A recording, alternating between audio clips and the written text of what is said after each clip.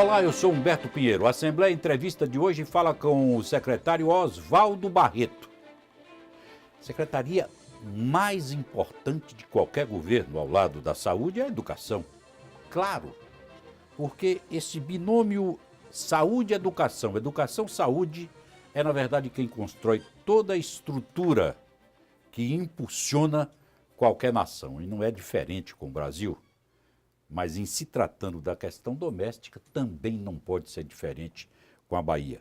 Oswaldo Barreto é secretário de Educação aqui do estado da Bahia e sob os seus ombros, a nível de Secretaria de Educação, o estado toca o seu futuro. Acho que é por aí, não?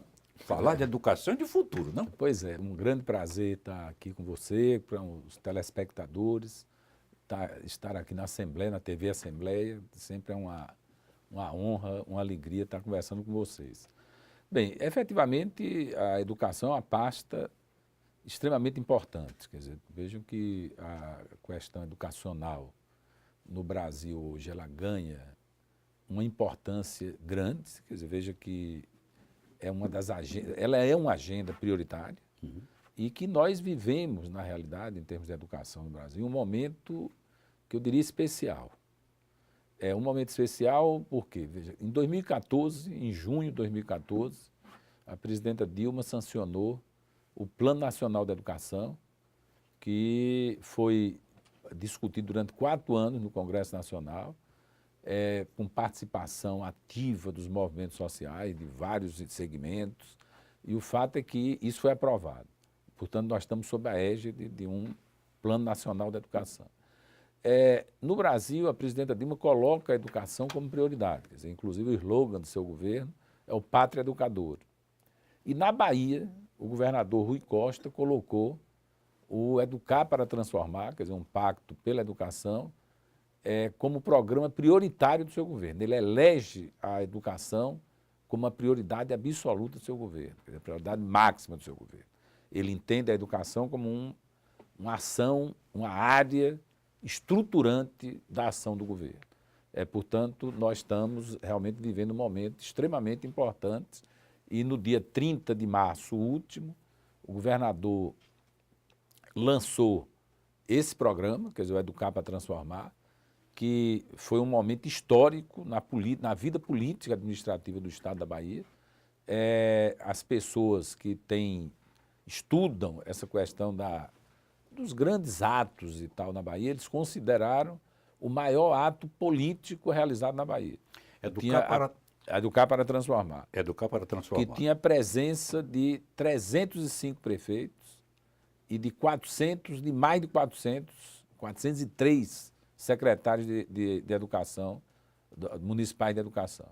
Se o senhor tivesse que elencar os vetores importantes desse programa, dessa iniciativa, dessa arrancada com relação à questão da educação na Bahia, o senhor diria quais são eles? No Educar para Transformar. Veja, o Educar para Transformar, ele está calcado e construído em cima de 5 eixos, 5 grandes eixos. Primeiro, ele tem um eixo que ele aborda a questão, a relação com os municípios. Veja, e o outro eixo, outros 2 eixos, ele pega a questão da educação básica, do ensino médio, que é uma responsabilidade da rede estadual, e da educação profissional, que é o 3º eixo. Perfeito. Eu falarei dos 2 últimos depois. Perfeito. Veja, do ponto de vista educacional, de responsabilidade educacional, certamente essa relação com os municípios é fundamental. Porque você sabe que hoje os ouvintes, os telespectadores devem saber que os municípios são responsáveis pela maior parte da formação de um estudante. Quer dizer, veja que o estudante ele vai da creche ao final do ensino fundamental sob responsabilidade dos municípios. O nosso entendimento é que nós temos que aprofundar essa relação com os municípios. Quer dizer, no sentido de apoiar, de aportar assistência técnica, aportar assistência educacional, quer dizer, no sentido de capacitação de professores, materiais pedagógicos, materiais didáticos, assessorias, porque nós, para transformarmos a educação da Bahia, nós temos que transformar a educação municipal. Quer dizer, tem que haver uma transformação na educação municipal.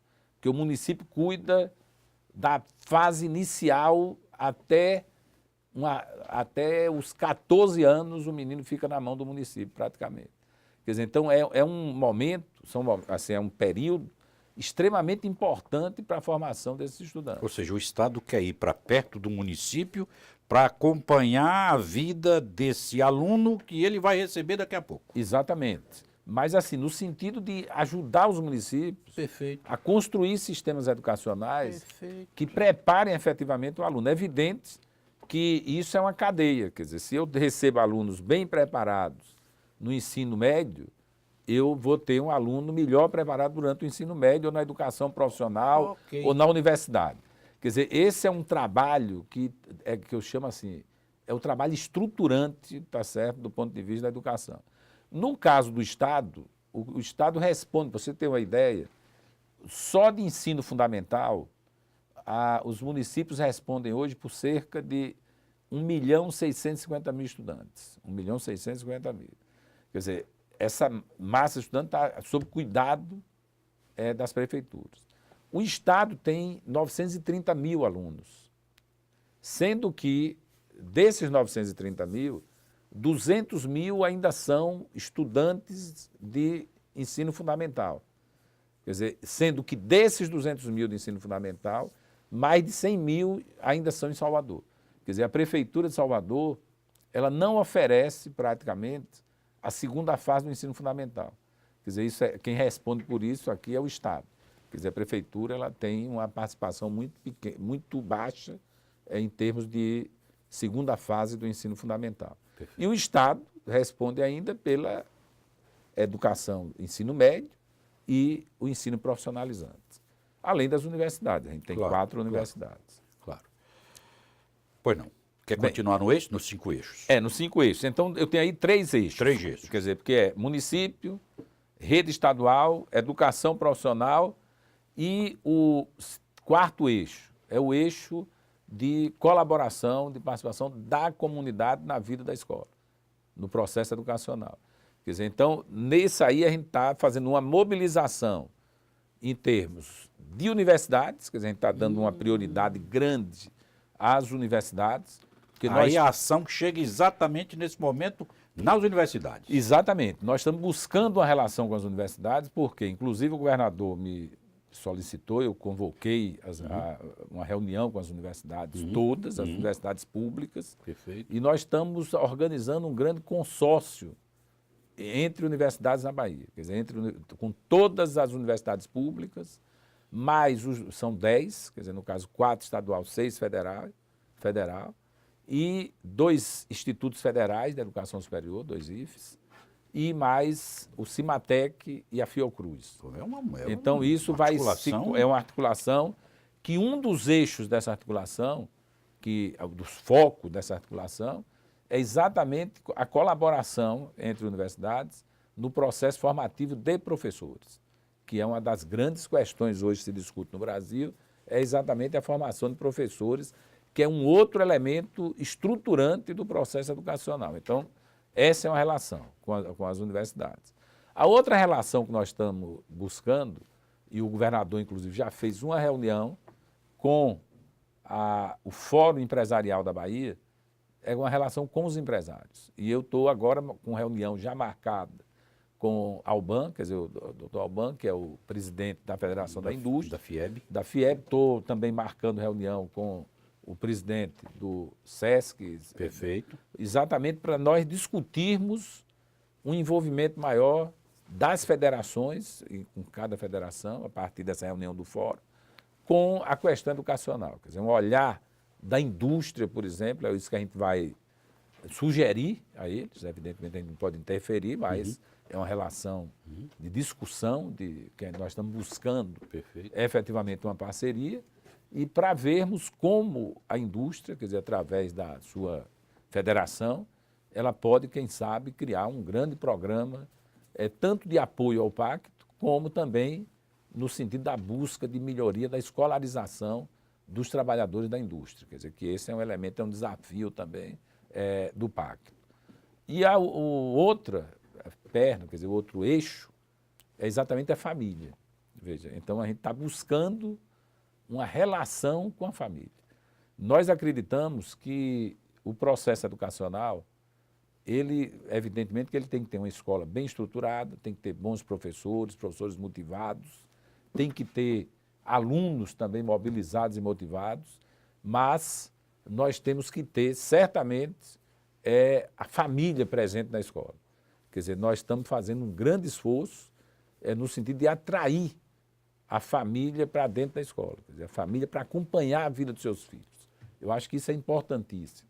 Quer dizer, o pai, a mãe, tem que acompanhar a vida do filho, tem que chegar junto, tem que ver o que é que a escola está fazendo com o seu filho, tem que dialogar com a escola, cobrar da escola, se for o caso, quer dizer, cobrar do filho também, quer dizer, estimular o filho a se envolver mais com a questão educacional, ou seja, dar uma demonstração de afeto ao seu filho, buscando interagir com o processo de aprendizagem de cada um, de cada criança. E isso pode ser pai, pode ser um avô, pode ser um tio, quer dizer, ou seja, pode ser um responsável por uma criança, mas o fundamental é que a família ela esteja presente no processo educacional. Professor Oswaldo Barreto, me lembro bem que o ex-governador Wagner tinha como a menina dos seus olhos no processo educacional, na sua trajetória e na sua permanência à frente do governo da Bahia, num programa que, quando ele falava desse programa, seus olhos brilhavam. Como é que está o Topa? Olha, o Topa está bem, assim, a gente tá, claro que está bem, e como um programa de alfabetização de adultos, ele está em declínio, que eu diria, que é uma boa notícia, em termos de número de alunos. Claro, que beleza. Entendeu? Que é uma notícia. Maravilha, né? Uma notícia boa. É uma queda positiva. É, uma queda positiva, exatamente. Quer dizer, então, o Topa é um programa de grande sucesso, quer dizer, esse foi um programa que marcou muito a gestão, dois períodos do governador Jacques Wagner. Eu participei de uma boa parte dos dois governos dele. Perfeito. E o Topa chegou a alfabetizar 1.300.000 alunos. Quer dizer, atualmente nós estamos com 100 e poucas mil matrículas. Amanhã, inclusive, dia 9, vai ter um ato lá na secretaria, que o governador vai estar presente, de assinatura dos convênios com os municípios, para garantir o processo da alimentação escolar, Perfeito. A merenda escolar para os alunos do Topa. Mas é um programa que está indo bem, está bem estruturado. Felizmente, nós superamos toda aquela tensão. Você lembra que em determinado momento existiu, em termos de um programa gigantesco, como era o Topa, mas ele está indo bem. Quer dizer, mas eu sempre digo isso, que a minha alegria é que ele está caindo. Veja, o que ocorre hoje na Bahia em termos de analfabetismo. Na realidade, você tem uma situação em que a população jovem ela não está mais, o número de analfabetos é baixíssimo. Vem caindo porque o nível de escolarização cresceu, quer dizer, é universal hoje a escolarização no ensino fundamental. Ora, se é universal, quer dizer, toda criança está chegando à escola e, portanto, o processo de alfabetização está sendo superado por essa ampliação da escola. E as pessoas mais velhas, já acima de 50 anos, 45, 40 anos, que tem problema de alfabetização, que são analfabetos. Então, é essa população que nós estamos buscando. E é evidente que você sabe que a Bahia ela tem a maior população rural do Brasil em termos absolutos. São 3.900.000 baianos moram no campo. E essa população é uma população dispersa, que é uma característica também da população, da demografia baiana, é a dispersão da população em termos de território. Quer dizer, então, é uma população difícil de ser localizada. Nós estamos procurando fazer uma busca ativa, inclusive em parceria com os movimentos sociais, com associações, prefeituras e tal, para identificar os locais onde essa população está, para tentar estimulá-la a vir para o Topa. Mas já é mais difícil você conseguir alunos analfabetos para frequentar o Topa. Vejo que em todo o programa e em todas as suas intervenções, secretário Oswaldo, o senhor sempre faz uma viagem ao município. Sempre assim, estamos buscando o município, estamos trazendo o município para participar dessa intervenção, dessa movimentação. Efetivamente, o município é algo importantíssimo nesse processo, não? Não tenha dúvida. Eu não tenho dúvida e vejo uma coisa boa que a gente tem visto, é que cresce o interesse dos prefeitos pela questão da educação. Quer dizer, eu tenho muitos amigos, prefeito, fiz muitos amigos ao longo desse período que eu estou na secretaria, eu tenho uma relação excelente com os prefeitos, e eu tenho visto assim, o esforço de cada um, a dedicação de cada um, no sentido de melhorar a educação do seu município. Quer dizer, veja que há uma consciência entre os prefeitos que essa educação tem que melhorar. Lógico que a participação do Estado nisso é fundamental. Porque você pega hoje, Humberto, uma das questões mais importantes que eu destaco na relação que nós estabelecemos com os municípios, através do programa de alfabetização, por exemplo, na idade certa, é a quebra do isolamento do município. Você tem um estado como a Bahia, você tem 417 municípios. A maioria desses municípios são pequenos municípios. São pequenos municípios. Então, um secretário de educação, uma secretária de educação, ele ficava isolado no seu município, buscando solução para o problema, para a melhoria da qualidade educacional dentro do município. Isso é uma coisa dificílima, o cara isolado fazer isso. Esses programas que nós desenvolvemos hoje, teve um impacto, a quebra do isolamento, por exemplo, das redes municipais, foi fantástico, porque a gente criou ambientes de formação para os multiplicadores do processo educacional, que são realizados de 2 em 2 meses, de forma bimensal, em que eles se encontram, você tem momentos de encontro dos secretários da educação, então há uma troca de experiência, e eu diria o seguinte, se estabelece, inclusive, o que eu chamo uma competitividade positiva. Quer dizer, ou seja, é um caminho que todo mundo pode crescer, quer dizer, tem espaço para todo mundo crescer. E você aprende com os outros, quer dizer, veja que essa interação, ela permite, tá certo, que o município comece a trocar experiências, a ver a experiência do outro, a ver o que está se fazendo no mundo, nos outros lugares, estimula, inclusive, as equipes municipais a trabalhar. E isso está dando resultado. Eu acho que, lógico, que em educação é difícil você dizer assim, o resultado para ontem. Isso não existe, quer dizer, a educação é uma coisa que é um TC, às vezes, eu brinco na secretaria que às vezes dá a impressão que você está enxugando gelo. Quer dizer, porque você trabalha, mas na base você sente que há uma mudança. E esse projeto de alfabetização na idade certa, que a gente desenvolve com os municípios, eu creio que ele é um projeto exitoso e é um projeto que vai mudar, eu tenho certeza, ele vai mudar, vai alterar a educação da Bahia. Acho que também nessa relação de cada dia mais trazer o município para participar desse processo e dessa movimentação toda, de qualquer forma, é transferência de cultura para a cabeça dos prefeitos, não? Não tenha dúvida. Quer dizer, eu acho que o prefeito também... Veja, porque, vê, Humberto, o Brasil hoje, o tema da educação, ele deixou de ser uma bandeira abstrata. Porque, veja, eu lembro de uma época, eu sempre fui uma pessoa que militou, fez militância política, sempre me preocupei com a questão educacional, com o problema da aprendizagem dos meninos na escola pública e tal. Mas eu sempre fui crítico com a bandeira da educação. Que é aquela coisa, vamos melhorar a educação, melhorar a educação, melhorar. Se falava na melhoria educacional, da qualidade da educação, como uma coisa abstrata, né? Hoje, o que nós sentimos é que há uma coisa mais objetiva, mais concreta. Quer dizer, quando se fala em melhorar a educação no Brasil hoje, se fala muito na melhoria da qualidade da escola. Quer dizer, você só melhora a educação se você melhorar a escola. Claro. Cada escola. Quer dizer, veja, essa é uma soma, soma mesmo. É um quer dizer, trabalho gigantesco. O trabalho educacional, ele só tem resultados em termos de rede, se melhorar cada escola. Por exemplo, o Estado tem 1.300 escolas. 360 escolas, mais ou menos. Loucura, Deus. Quer dizer, e mais 700 anéis. Então, para a gente melhorar, nós temos que melhorar cada uma. E não é uma tarefa fácil, simples. É uma das coisas mais complicadas que tem, você mobilizar uma rede de escolas, ou cada escola, para que ela possa melhorar. Mudança de cultura. Mudança de cultura, exatamente. Difícil. Exatamente, não é fácil. É fácil. Então, mas é um trabalho que passa por aí. Quer dizer, quem gosta da educação, quem da política educacional, tem que ter consciência disso.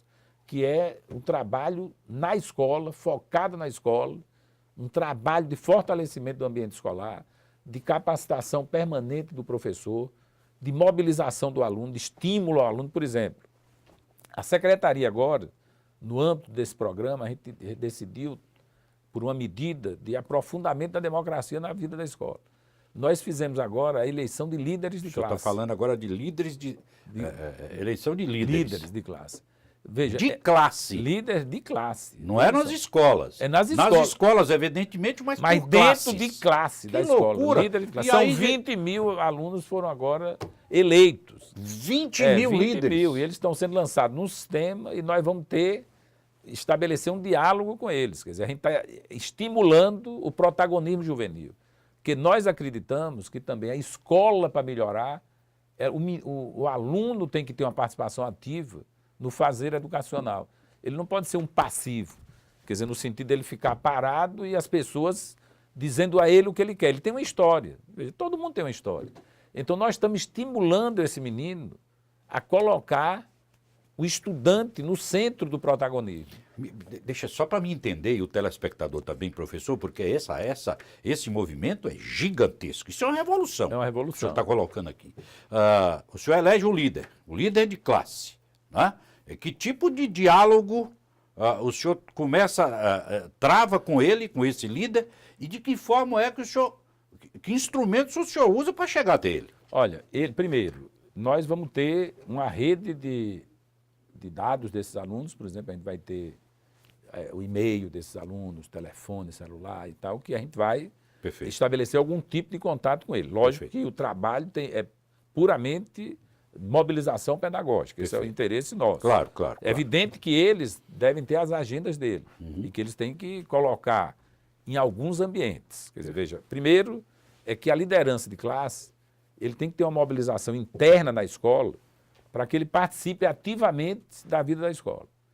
Ele participa, por exemplo, do colegiado escolar, ele tem a voz nos momentos de atividades curriculares, que são os A6, que são as atividades fora de classe, quer dizer, o estudante participe, é que ele possa pontuar os problemas que estão ocorrendo dentro da sala de aula, em relação a professor, a horários, a tudo, quer dizer, e além do que, a secretaria está preparando uma agenda de trabalho com esses estudantes. A pretensão nossa é fazermos, ainda nesse segundo semestre agora, encontros de líderes de classe. Quer dizer, não, claro que não dá para ser os 20 mil, mas num esquema de representação por município, por região.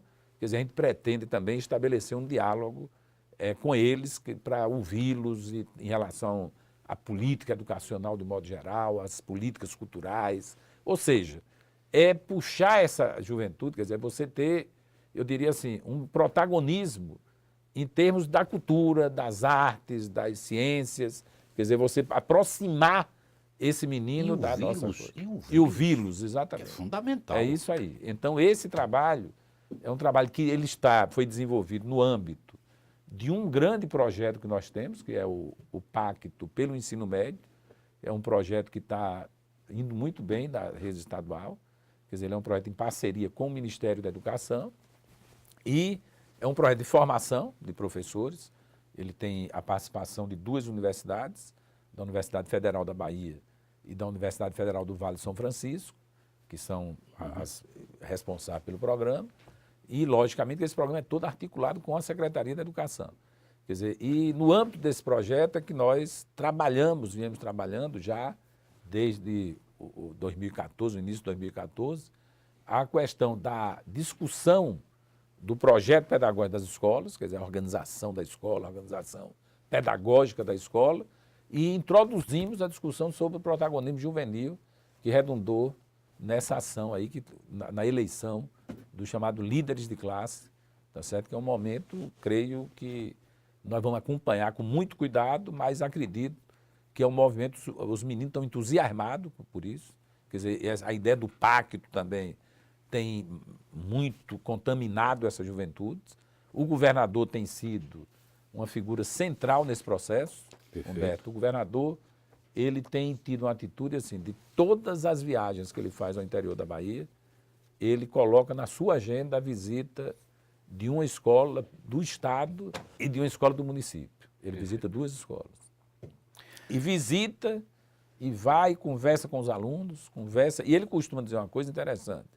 Ele diz assim, que quando ele botou essa agenda, alguém disse a ele assim, governador, cuidado, porque o senhor vai procurar sarna para se coçar. Porque tem muito problema em escola. Ele disse, mas eu não fui eleito para botar problema debaixo do tapete. Então eu vou, se tiver problema, eu vou ver os problemas, vamos tentar resolver, vamos enfrentar para superar os problemas, mas temos que enxergar. E ele tem estabelecido um diálogo muito forte, tanto com as várias categorias dentro da escola. Ele tem tido um diálogo interessante com os professores, ele tem sentado assim para bater papo, conversar sobre as questões da escola. Tem tido um diálogo fantástico com o alunado. Ele chega na sala de aula, ele vai lá, ele fala, ele conversa, ele ouve os estudantes, ele faz selfie, o menino hoje já na moda, mas ele interage muito com os estudantes, estimula a participação estudantil, quer dizer, isso é uma coisa, ele tem estimulado a participação estudantil, além, lógico, da conversa com o corpo diretivo da escola e com as famílias. Quer dizer, muitas vezes tem famílias que estão na escola, sabem que ele vai e que estão presentes também nesses momentos. Perfeito. E que tem sido um momento extremamente importante, assim, do ponto de vista do fortalecimento da nossa ação na área educacional. Perfeito. Tem uma coisa que mexeu definitivamente com a vida da gente nos últimos tempos e tem ganho um espaço enorme no nosso cotidiano, ao ponto de a gente não a gente não se separar, se distanciar mais de forma nenhuma. Estou falando da tecnologia. Isso. Ela está em que estágio e qual é a presença dela nessa articulação educacional toda pela Bahia fora? Olha, Humberto, veja, e os telespectadores, hoje as escolas do Estado, todas têm internet. Todas têm internet. Perfeito. Mas não tem banda larga. Quer dizer, porque, veja, tem uma diferença imensa entre internet e banda larga. Você diz assim, uma escola tem 1 mega, tem 2 mega. Isso não significa nada em termos educacionais. Se você, 10, 20 pessoas, tiver um Wi-Fi e baixar um vídeo naquele horário, trava tudo. Já era. Já era, você não trabalha. Então, a secretaria, ela desenvolveu aqui um projeto, inclusive com um termo de referência desenvolvido internamente na secretaria. Perfeito. Que isso foi depois, a gente levou para o Ministério da Educação, FNDE, eles apoiaram a iniciativa porque acharam uma coisa bastante criativa, que é botar um sistema de internet, quer dizer, nas escolas, usando esse sistema que a gente tem, os 2 mega, 1 mega, para fazer o quê? Nós instalamos nas escolas, estamos fazendo isso em 132 escolas, agora já instalado, e estamos trabalhando para ampliar isso para mais 650 escolas, para chegar a 650 escolas, que é uma tecnologia que consiste no seguinte, você tem uma central aqui na Secretaria da Educação que conecta com as escolas, tá certo? E você tem um servidor na escola que é lacrado. E esse servidor é alimentado de conteúdos durante a noite que você não tem uso da internet. Então, remotamente se alimenta ele de conteúdos educacionais, de notícias, de informações e tal. E você tem uma rede Wi-Fi que isso é liberado na escola. Quer dizer, ou seja, o menino usa a escola, ele quer ler um livro. A gente está instalando um sistema de bibliotecas digitais através de tablets. Quer dizer, então o cara vai ler, hoje os meninos leem na internet. Isso já é o normal, o padrão normal é de leitura na internet. Nós estamos estimulando o uso do tablet exatamente através dessa tecnologia, quer dizer, você vai ter disponibilização, a gente está instalando nessas escolas bibliotecas virtuais, com cerca de 50 tablets cada um, e pensando depois em ampliações, para que o estudante ele possa usar o tablet lendo para ler, para estudar, tá certo? E isso é uma tecnologia.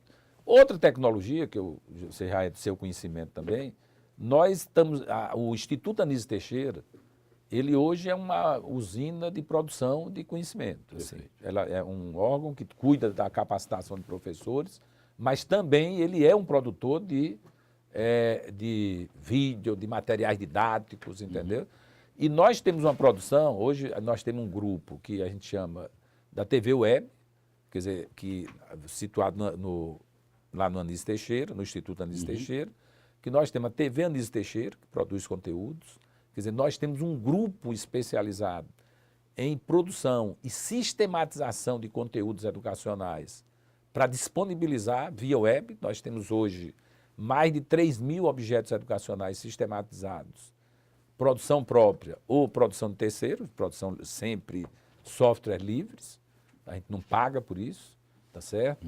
E nós temos um projeto que é, eu creio assim, um dos projetos mais bonitos que nós temos na Secretaria, que responde à necessidade, inclusive, da população da Bahia, da juventude baiana, que é a juventude do campo, quer dizer, que mora nas áreas mais remotas do Estado.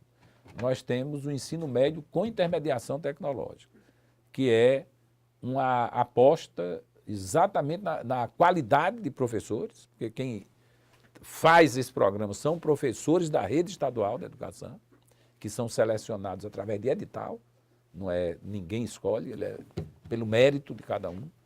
E esses professores, eles se aglutinam no Instituto Anísio Teixeira, são cerca de 100 professores, e que eles produzem aulas que depois são submetidas a um comitê por área de conhecimento, a um grupo de professores que coordenam a área de conhecimento, e essas aulas são transmitidas de 3 estúdios de televisão, igual a esse aqui, são um pouco menores, mas com tudo, aliás, tem até mais coisa, porque tem 5 câmeras. Perfeito. Tem 2 câmeras desse tipo aqui, e tem 3 câmeras móveis que, por exemplo, você tem uma câmera que, se você tiver com esse papel, botou debaixo de um filete de raio laser que tem aqui, na mesma hora a câmera baixa e vai lá e capta a imagem. Perfeito. Transmite, tem lousa interativa, tem tudo, e tem interatividades. É uma aula em realidade virtual. Que beleza. Ela não é uma aula à distância. Quando me perguntam, é aula à distância? Eu digo, não.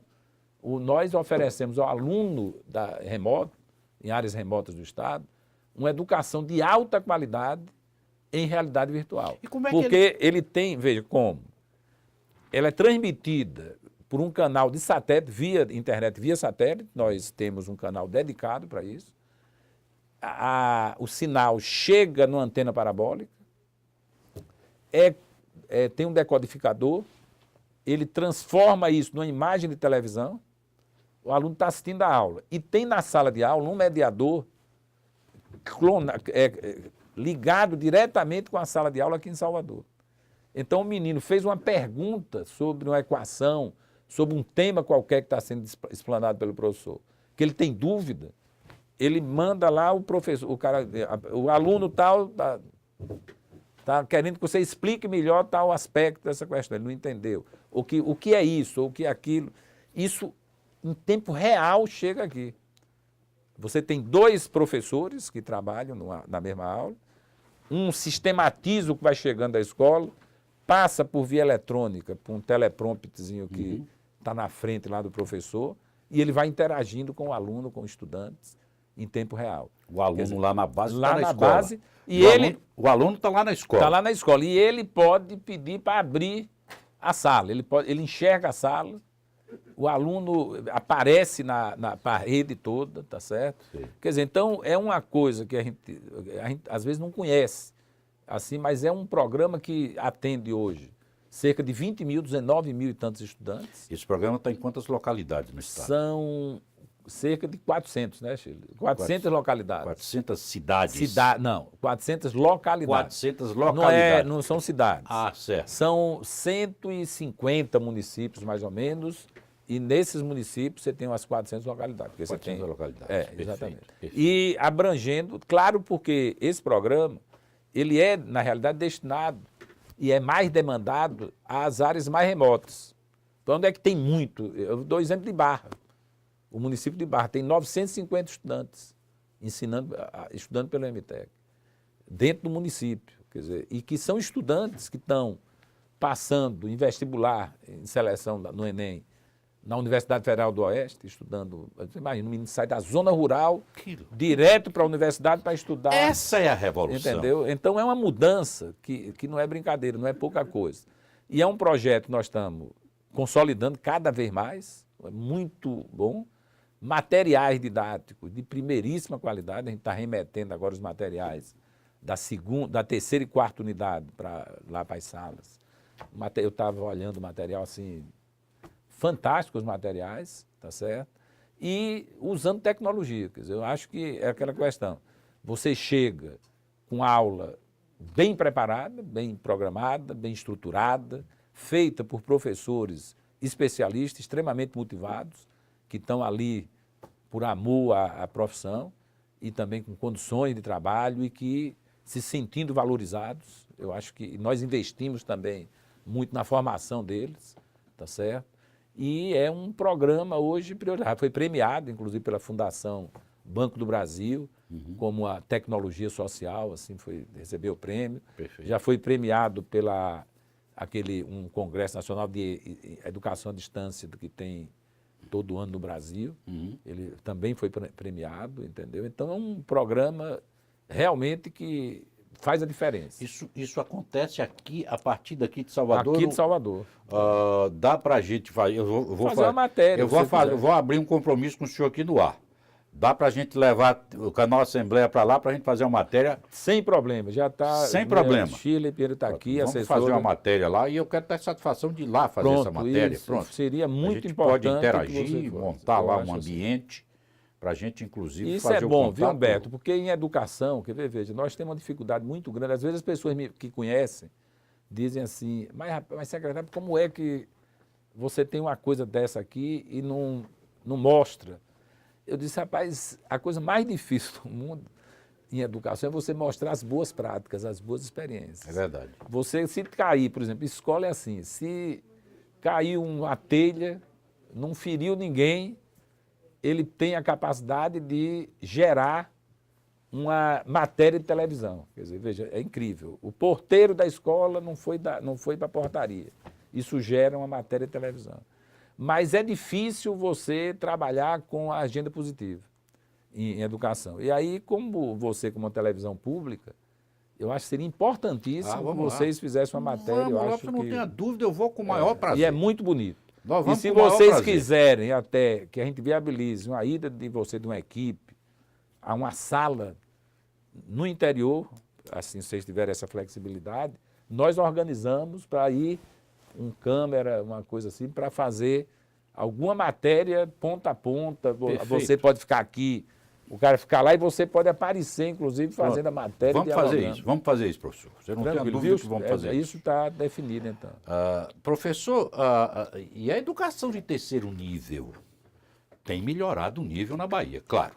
Olha, na Bahia nós temos hoje 4 universidades estaduais, quer dizer, o Estado hoje ele responde pelas universidades de Feira de Santana, a Universidade do Estado da Bahia, a UNEB, a Universidade a UESB, Universidade do Sudoeste da Bahia, e a UESC.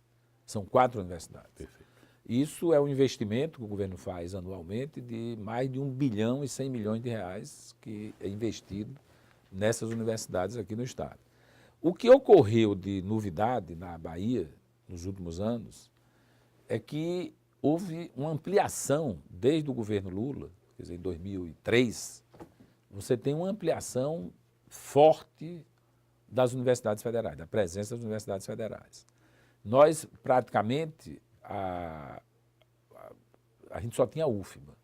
Era a UFBA com um campi lá em agronomia, lá em Cruz das Almas, que era, na verdade, a UFBA era a universidade, não era federal da Bahia, era federal de Salvador, que ela ficava restrita praticamente a Salvador. A partir de 2003, houve o quê? O que é que se verifica?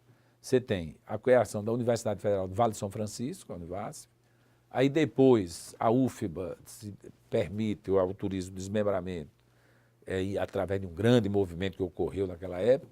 Aí Lula cria a Universidade Federal do Recôncavo da Bahia, quer dizer, cria depois a Universidade, um campi da Universidade Federal da Integração Luso-Afro-Brasileira, que funciona aqui em São Francisco do Conde, e cria a Universidade do Oeste da Bahia, cria a Universidade do Sul da Bahia. Quer dizer, então são 6 universidades federais que tem na Bahia. E o Camp em Vitória da Conquista também. E, não, aí Camp você tem Camp Vitória da Conquista, Camp em Feira de Santana, que foi criado recentemente, e um Camp em Camaçari também, que foi criado recentemente. Que, inclusive o governo do estado fez uma parceria com a universidade, cedendo áreas do antigo CEPED para poder instalar esse camp em Camaçari. Perfeito. Quer dizer, então você tem 6. E, além disso, você tem os 2 institutos federais de educação superior, os IFES, que tiveram uma expansão violenta. Então, hoje você tem camp dos IFES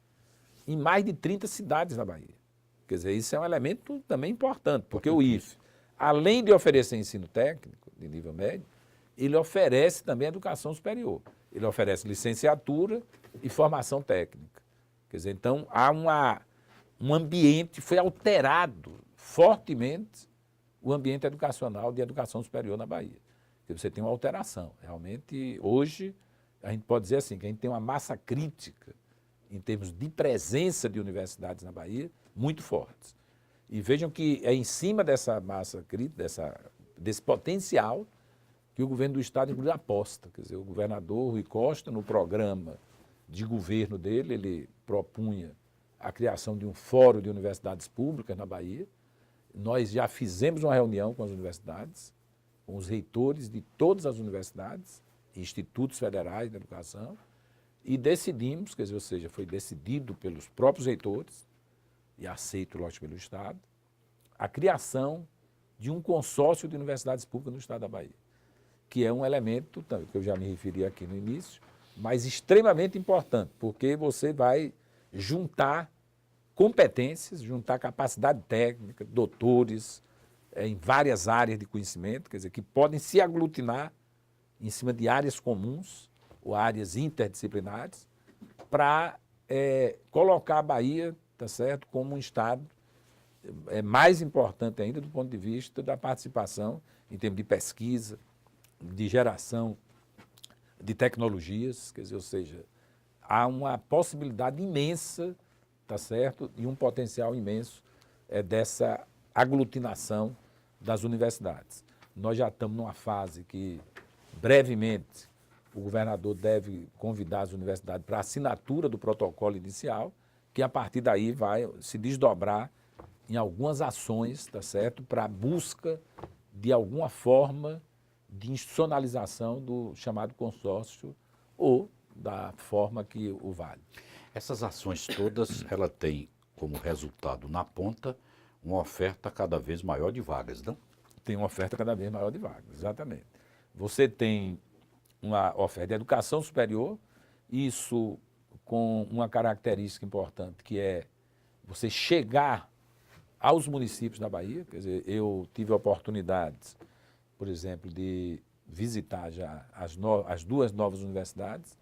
Eu já tive algumas vezes na Universidade Federal do Sul da Bahia, onde está sendo feito um experimento fantástico. Quer dizer, eu acho que é um experimento, assim, que eu diria revolucionário em termos de educação superior na Bahia. Mas o que você vê é essa meninada do interior, que antes tinham os pais, muitas vezes sem condição, tinha que enviar um filho para estudar em um centro maior. Estudar na Bahia. Exatamente, como dizia na Bahia, mas mesmo em outros centros. É verdade. Conquista. Isso. Mas isso envolve deslocamentos que têm custo. É verdade. Quer dizer, então, o fato é que esse olhar de ampliação, tá certo, da malha de universidades, ele leva a universidade. Você vê a juventude.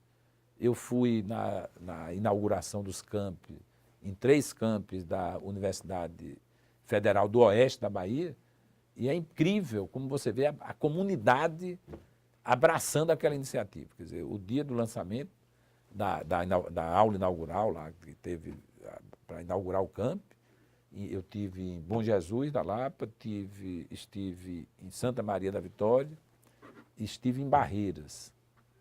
Assim, parecia uma festa. Quer dizer, você virou realmente um momento festivo naquelas comunidades. A alegria das famílias, da população, dos prefeitos, entendeu? De ver uma universidade chegando e que certamente uma universidade altera o ambiente de qualquer município, de qualquer região. Você veja o que aconteceu no Recôncavo da Bahia.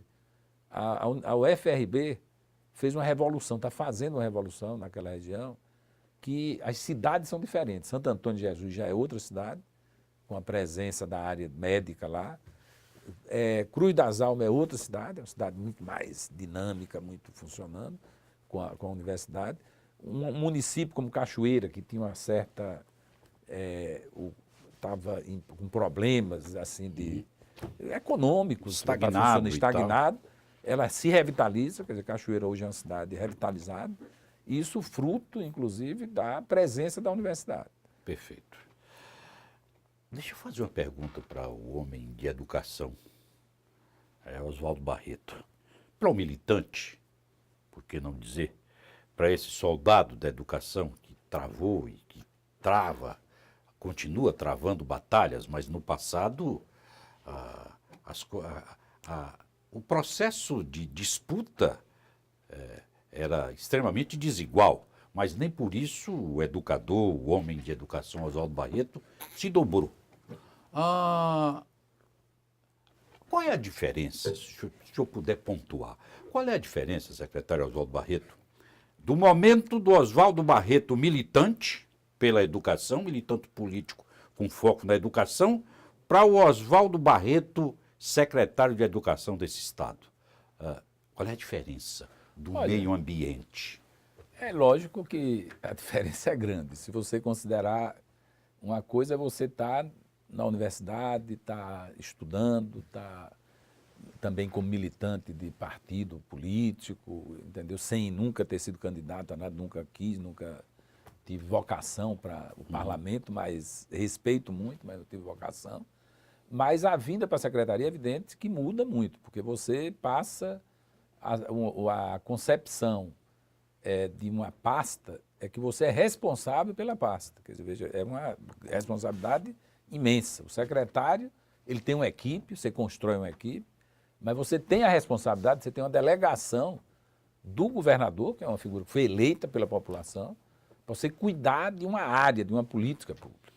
Quer dizer, você tem a responsabilidade de cuidar disso. Você tem a confiança de um governador para cuidar de uma área imensa como essa. Isso muda, logicamente, o olhar seu, porque, veja, a relação com a gestão pública, a relação com o fazer, o dia a dia do processo educacional, é uma coisa que lhe leva também a aprender muito. Quer dizer, você tem que estar aberto para aprender. Você aprende quando você vai na escola, aprende quando conversa com professores, aprende quando conversa com alunos.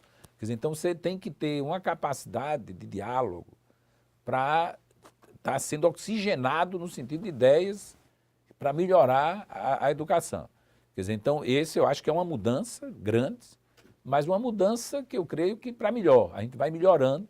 Quer dizer, eu estou praticamente há 6 anos no governo, agora em agosto. Eu faço 6 anos que eu cheguei ao governo Wagner, foi em 2009. Quer dizer, e agora, 2014, quer dizer, são 2015, né, agosto, dia 11 de agosto, eu faço 6 anos que eu estou à frente da Secretaria da Educação. Quer dizer, para mim foi uma grande aprendizagem, realmente, lógico que isso altera muito sua vida, quer dizer, a vida pessoal e tal, isso há uma alteração, mas, por outro lado, a gente faz isso, eu pessoalmente faço, com muita satisfação, muito prazer.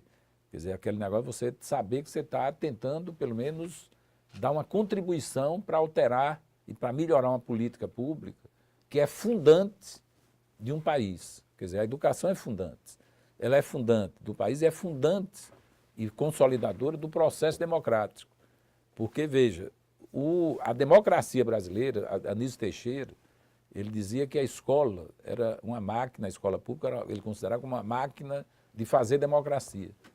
Quer dizer, eu parafraseando Anísio, eu diria assim, que lógico que Anísio pensava que uma escola de qualidade.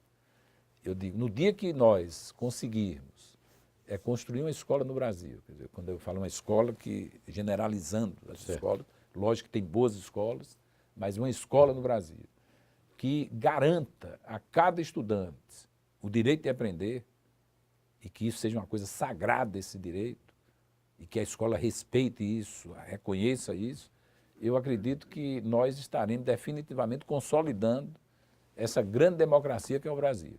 Quer dizer, eu acho que a educação tem essa contribuição. E tem a capacidade de alterar vidas. Quer dizer, veja, eu sou de uma geração fruto da escola pública. Quer dizer, eu sou exemplo do governador, ele sempre fala isso, da escola pública. Eu sou o que sou hoje, devo à escola pública. A minha formação, eu devo à escola pública. E acredito que a educação tem essa capacidade de alterar a vida das pessoas. Todo mundo, você vê que a gente vem num país onde a ascensão social, ela só foi possível por causa da educação. Eu digo que eu sou de uma família de 7 irmãos, todos tiveram a oportunidade, meu pai investiu nessa visão de educação e todos conseguiram progredir, quer dizer, ter uma vida melhor do que a gente tinha com ele.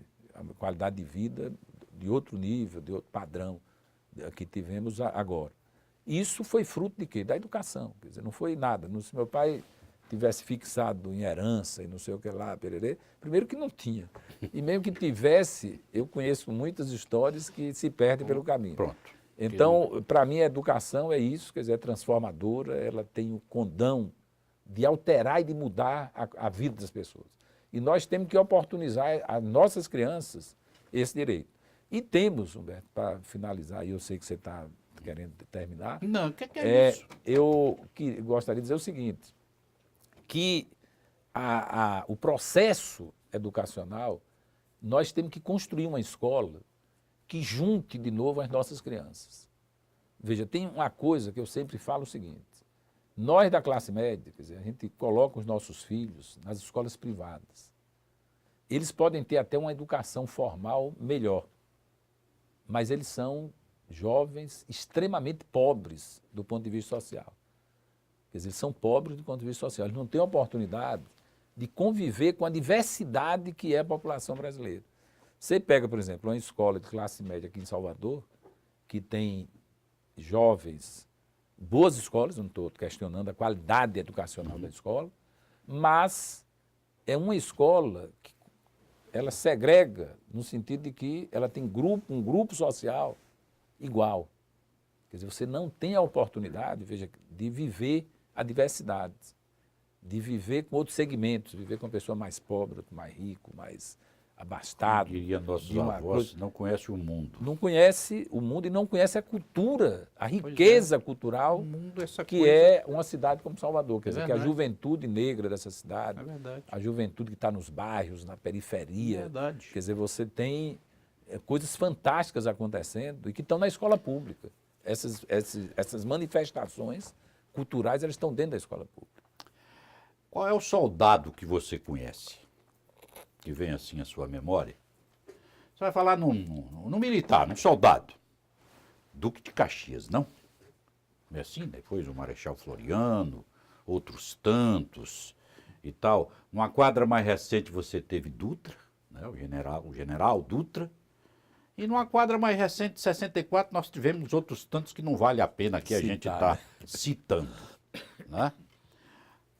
Mas nós temos soldados em outros ramos, em outros focos da sua vida. Sobretudo com relação à questão da educação. Querem um soldado na educação, está aqui do meu lado. Oswaldo Barreto, secretário de Educação desse estado. Um soldado na formação, de qualquer forma, do país do futuro. Claro, ele trabalha com a educação. Ele está ajudando na formação dos seus filhos e está chamando você para vir para cá, participar dessa verdadeira revolução que a educação proporciona a qualquer pessoa, a qualquer nação, a qualquer país, evidentemente.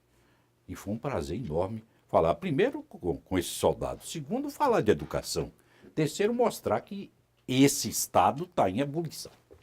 Pois é, eu agradeço, Humberto, assim, a vinda aqui, a oportunidade.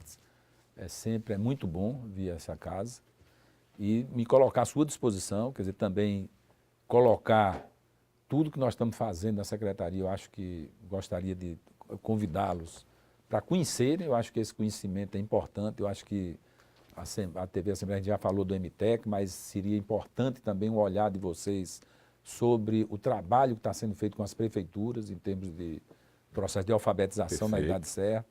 Quer dizer, é um programa também grande, um programa que envolve mais de 400 municípios, são 403 municípios.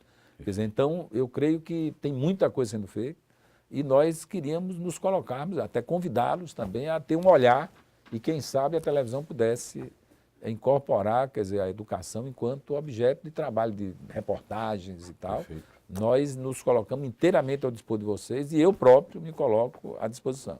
E queria, finalmente, dar um abraço aqui aos seus telespectadores e dizer que foi uma grande alegria, um prazer falar com vocês. Um grande abraço. Nós vamos fazer essa parceria, aliás, nós vamos aprofundar essa parceria e vamos mostrar o que está sendo feito na educação nesse estado, tendo o professor Oswaldo Barreto à frente da Secretaria de Educação do Estado da Bahia. Muito obrigado por sua atenção. Nós ficamos por aqui. Canal Assembleia, TV da Casa do Povo.